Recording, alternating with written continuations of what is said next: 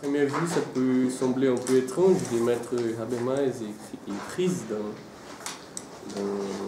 les titres de l'intervention, surtout son pont sur le dernier Habermas, qui est devenu célèbre pour ses études sur des sujets tels que la sphère publique, l'éthique de la discussion et l'agir communicationnel.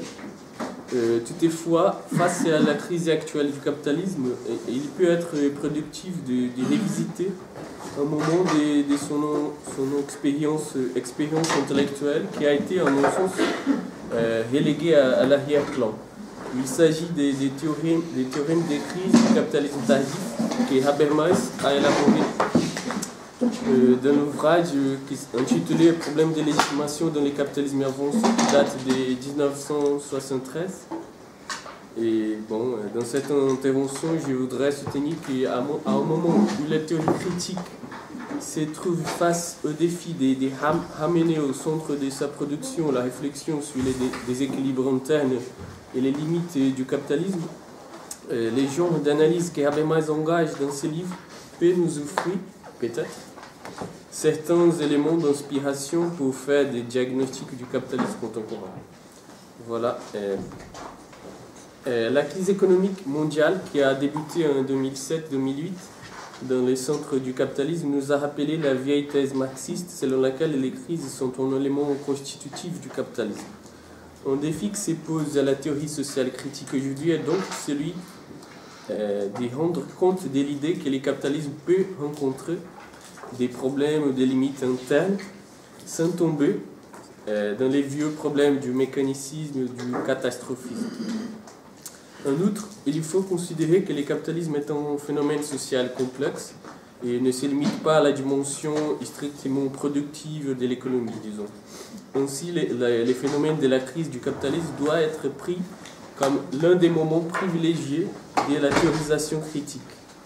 Il me semble que c'est un moment opportun pour révisiter une œuvre de Habermas, comme j'ai dit, qui est resté un peu en arrière-plan tout au long de l'histoire de la réception de sa pensée, et ainsi que d'évaluer dans quelle mesure elle peut encore contribuer à la compréhension de la situation actuelle.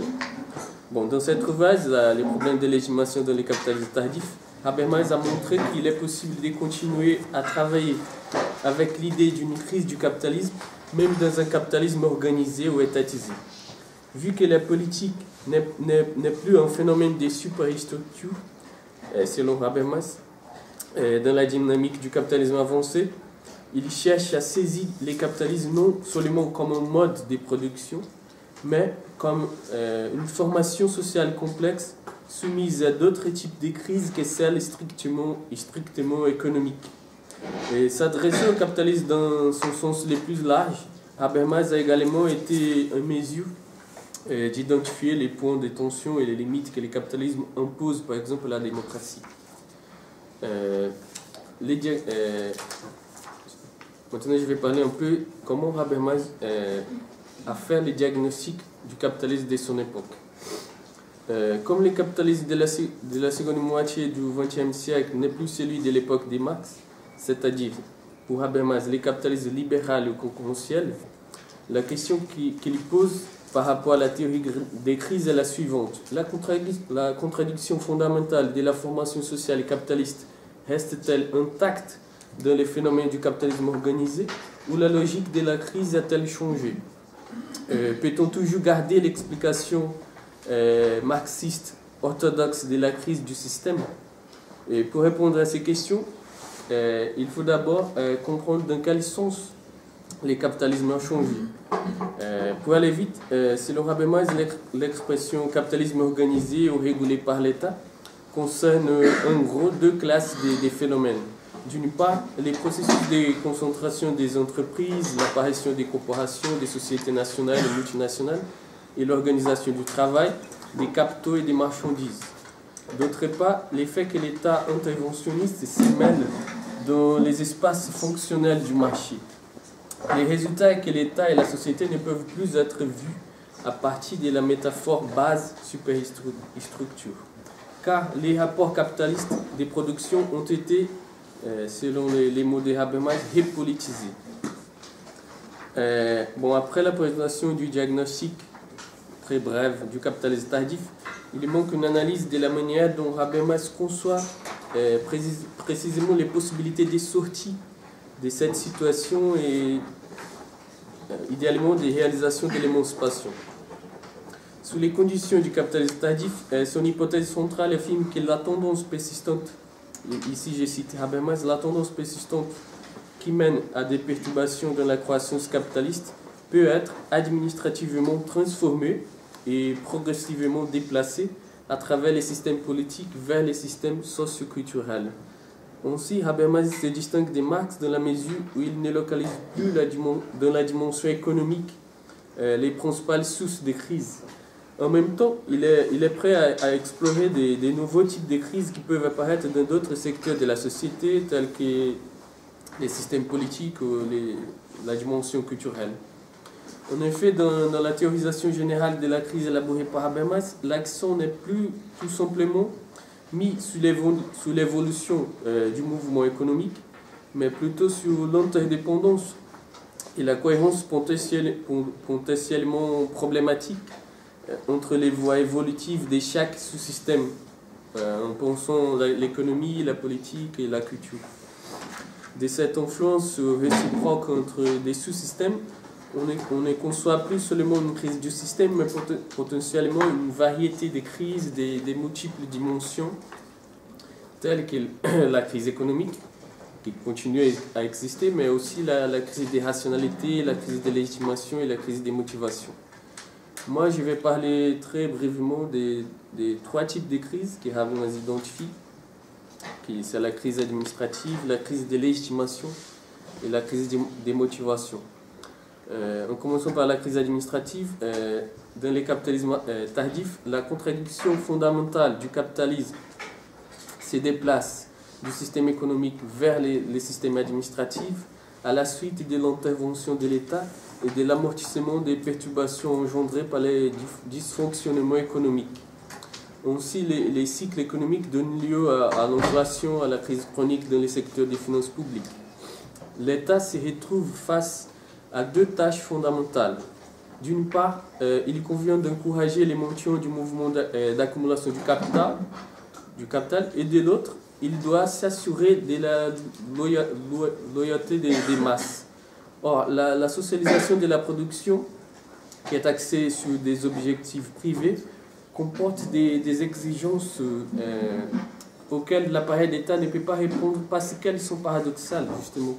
La nécessité d'accroître la capacité de planification de l'État pour mener à bien l'intérêt général des capitalistes, à savoir les maintiens du système, entre en collision avec la nécessité d'éviter que cette même extension mette en danger la structure fondamentale du capitalisme basée sur la liberté d'investissement du capitaliste individuel. Ainsi, la planification de l'État entre dans un mouvement oscillatoire entre une expansion de son autonomie face à son destinataire, les capitalistes, et une soumission à des intérêts particuliers. D'où l'impossibilité structurelle de l'État capitaliste de devenir un capitaliste collectif idéal.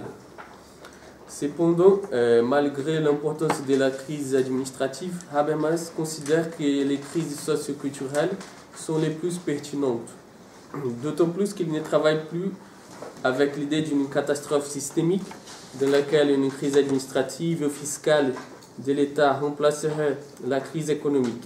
Habermas croit beaucoup plus au dysfonctionnement croissant entre l'économie et l'administration d'une part, et la culture et la personnalité d'autre part. C'est-à-dire que les conflits sociaux n'auraient pas besoin forcément d'attendre l'effondrement ou le début de l'effondrement de l'économie ou de l'État planificateur pour éclater. Maintenant, pour parler de la crise de l'estimation, comme nous avons vu, la contradiction fondamentale du capitalisme, à savoir l'effet d'une production sociale tournée vers des intérêts non universalisables, est déplacée vers l'administration. Maintenant, il faut justifier la collecte différenciée des impôts en fonction des couches sociales. et l'emploi particulariste des maîtres Jesus qu'une politique d'élimination des crises utilise et épuise. Il en résulte un besoin fonctionnel de rendre autant que possible les systèmes administratifs indépendants ou autonomes face au système de légitimation. C'est ce qui explique la nécessité de maintenir les privatismes des citoyens comme une ressource de motivation fondamentale de l'action capitaliste. Le problème est que les traditions culturelles ont leurs propres conditions de reproduction. Celles-ci ne restent vivantes que dans la mesure où elles se développent spontanément en assurant la continuité d'une histoire à travers laquelle les individus et les groupes peuvent s'identifier à eux-mêmes et les uns aux autres. Or, selon Habermas, l'expansion de l'activité de l'État a pour conséquence indirecte une augmentation excessive du besoin de légitimité, car des évidences culturelles qui étaient jusqu'ici des conditions marginales d'application du système politique entrent dans le domaine de la planification de l'administration. Dès lors, les traditions qui étaient exclues des programmes publics et des discussions pratiques sont mises en évidence et interrogées. La planification de l'éducation, de l'urbanisme, de la santé ou de la famille exige une justification universelle pour Habermas, puisque l'État représente, en thèse au moins, tous les citoyens. Et pour des secteurs caractérisés précisément par le pouvoir d'auto-justification. Cela soulève la conscience du caractère contingent, aussi bien du contenu de la tradition que ses techniques de transmission, à savoir la socialisation.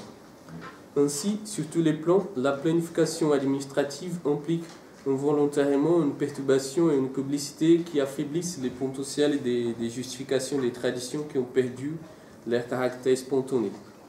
Selon les grands paris de notre auteur, une fois qu'on a détruit leur caractère indiscutable, les prétentions à la validité ne peuvent être établies que par des discussions. La déstabilisation des évidences culturelles favorise donc la politisation des domaines de la vie quotidienne qui aurait pu être confiés jusqu'alors à la vie privée. Mais cela implique un danger pour les privatismes des citoyens, qui étaient un ressource de motivation essentielle au capitalisme, qui était assuré de manière informelle par les structures de l'opinion publique. Et ici, j'enchaîne avec la crise des motivations. La motivation la plus importante pour le maintien des systèmes d'action sociale du capitalisme tardif consiste en une attitude privée dans la vie publique et dans la vie professionnelle et familiale des citoyens. La thèse de Habermas est que ces modèles de motivation sont systématiquement détruits en raison de la dynamique interne des sociétés du capitalisme tardif. Pour cela, il doit prouver d'une part l'épuisement des traditions qui soutiennent ces attitudes et d'autre part que le capitalisme ne peut pas mobiliser de nouvelles ressources de motivation pour remplacer fonctionnellement les premières. Les éléments des idéologies bourgeoises qui favorisent les orientations privées perdent leur place en raison des changements sociaux pour Habermas. L'idéologie de la performance, par exemple, est remise en cause par l'inadéquation entre la formation scolaire et la réussite professionnelle. L'individualisme possessif s'écroule en raison de l'augmentation de la présence des biens collectifs, des transports, les loisirs, la santé, l'éducation, parmi les biens de consommation.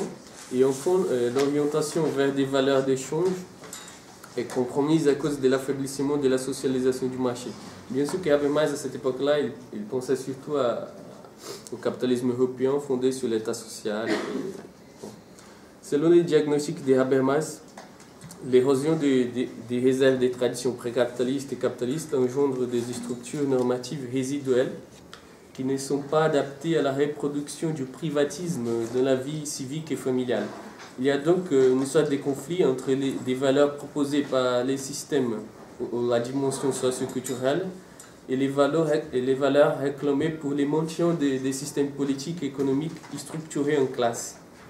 Et parmi les éléments rendus dominants dans la tradition culturelle, il est nécessaire de mentionner les scientismes dans la tradition cognitive, l'art post-oratique dans la dimension esthétique et surtout la morale universaliste.